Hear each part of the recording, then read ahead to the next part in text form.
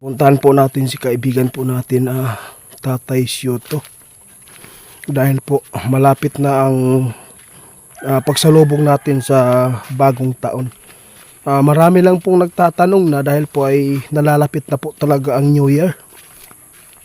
Maraming nagtatanong sa atin tungkol po sa di dapat gawin para po ay hindi po daw maalis yung blessing, kasi po marami po daw talaga na bawal gawin pagsapit ng pitsa 1 ng January. Dahil po maraming nagsasabi, meron po sila napanood na bawal po daw magtapon ng pagkain at saka bawal din po maggastos sa Enero 1. Kaya dito tayo para maraming maka-aware po dito, no? Para po ay swertihin kayo lalo. Kaya panoorin lang po ninyo at pakinggan yung mga kaibigan po natin magpapaabot nito. Tay, oy, advance Happy New Year, Tay. Nandito naman po si kaibigan mo, Hago Santeritiit. Kasi po malapit na po yung sasalubong, no? Malapit na talaga yung sasalubong po kami sa New Year. Kasi marami po nagtatanong kung okay lang po ba magpalabas po ng pera sa Enero 1, kasi po sabi po ng iba malas po daw at hindi po daw dapat magtatapon po ng pagkain. Kaya gusto kong malaman at maipaabot po din sa kanila para malaman po nila kung ano po ang kanilang gawin, kung totoo po ba ay nagbibigay po ng malas.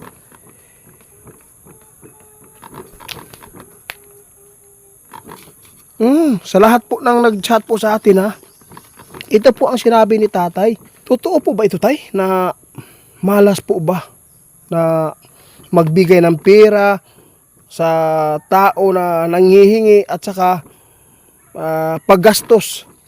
Malas po daw yan, Tay. Ano po ang katotohanan dyan? Kung alam po ba ninyo? O sige, Tay, sabihin po natin, Tay.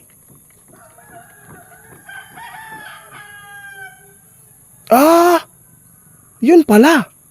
Guys, ang sabi po ng ating kaibigan ngayon, meron po siyang sinabi tungkol po sa Enero 1, no? Kasi may nakapanood po sa iba na kapag ito ay gagastos ka daw ng kahit ₱1, no, galing sa bulsa mo, sa bahay mo, kapag ikaw ay nagbili, sabi po ng ating kaibigan, hindi po yan totoo, no? Lalo na pag mayroong humingi daw sa inyo, dapat po wag po ninyong tanggihan na bigyan, lalo na po yung mga tao na nangailangan po ng kunting pera na maibili po nila. Hindi po yan malas daw, guys, na kayo ay magbigay at gumastos. Hindi naman po totally tayo ay magastos yan kapag Enero, kasi may handa na po tayo, may ano na tayo, pang Noche Buena, di ba, Tay? Wag po kayong maniwala, guys, na nakapagbigay po ng malas yung naggasto ka sa Enero 1. Hindi po yan totoo, no? Ano lang yan, mga tuo lang na nila. At saka meron pa, Tay. Sabi po ni Ate Maricel, no, na ito, at pagkitanong din po kay Tatay kung totoo po ba ito. Kasi po kapag Enero 1, marami po kaming pagkain na sobra. Kaya ito po ang pakinggan po ninyo kung ano po talaga, kung malas po ba na magbigay at saka itapon. Ano po ang katotohanan po dito, Tay? Kasi meron po sila napanood din na malas po daw talaga magbigay po ng pagkain sa iba at saka bawal po yan daw itapon.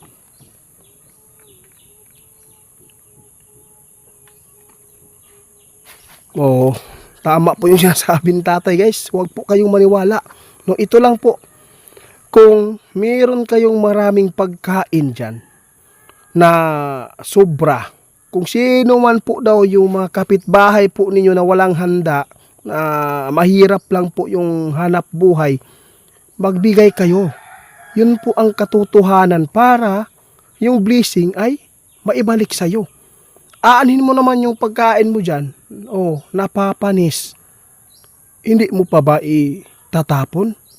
Di ba? Iitapon po talaga yan. Kasi po hindi na po yan makakain. Ang maganda po ang advice mo, Tatay, para swertihin kayo ha. Kung sino man yung maghingi sa iyo ng piso, bigyan ninyo. Kung sino man po yung maghingi ng pagkain, bigyan po niyo kasi wala pong malas yan. No? Kasi nakapagbigay pa kayo ng blessing sa iba at babalik pa. More than pa yan na maibalik sa inyo. Sa lahat po na makapanood sa mga nag-content po yan na ngayong darating na New Year, no?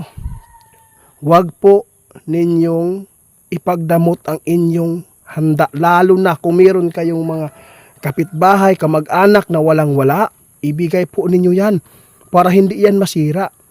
Di ba? Maitapon pa rin daw yan kapag sobra-sobra yung pagkain nyo. Maitapon pa rin yan. Kahit iiwasan ninyo na itapon sa pizza ono, yung pagkain na napapanis, handa din yan ng New Year, di ba? Di ba, Tay? O marami talagang naniniwala sa mga ganitong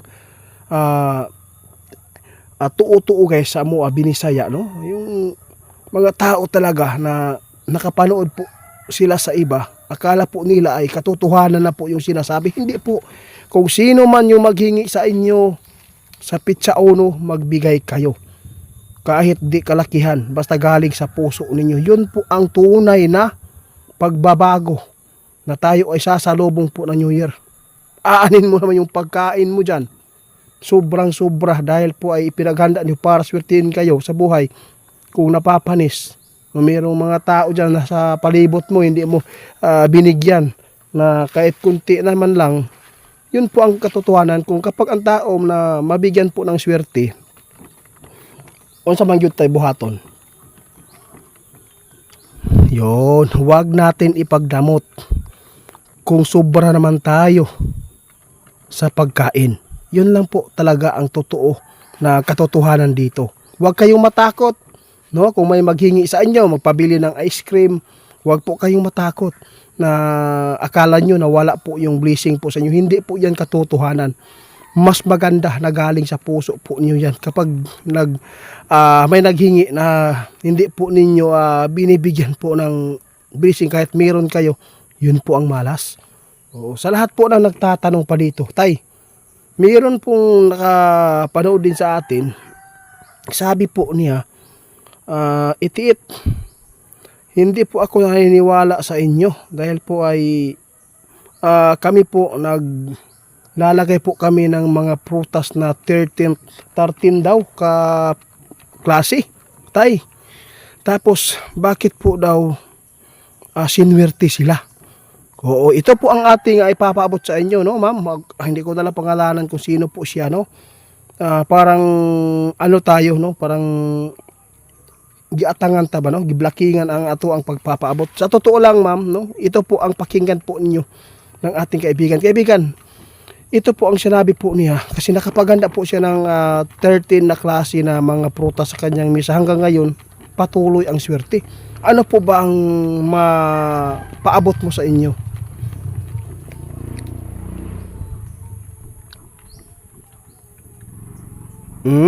Tama po si Tatay.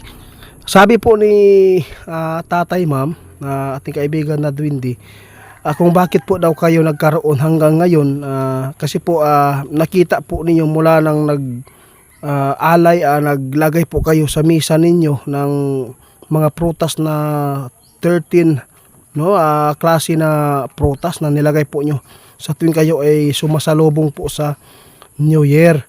Kung bakit po naniniwala doon kayo, no, sa inihanda po nyo. Sabi ng ating kaibigan, hindi po yan.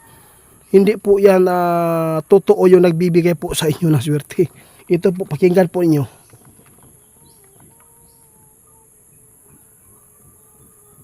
Alam po ba ninyo, ma'am, baka po ay mabuti kayong tao. O, nagbibigay kayo sa kapwa. At saka, kaya binigyan po kayo ng blessing ng Panginoon. Hindi po yan nakapagbigay po talaga yung mga prutas na nilagay po ninyo sa misa.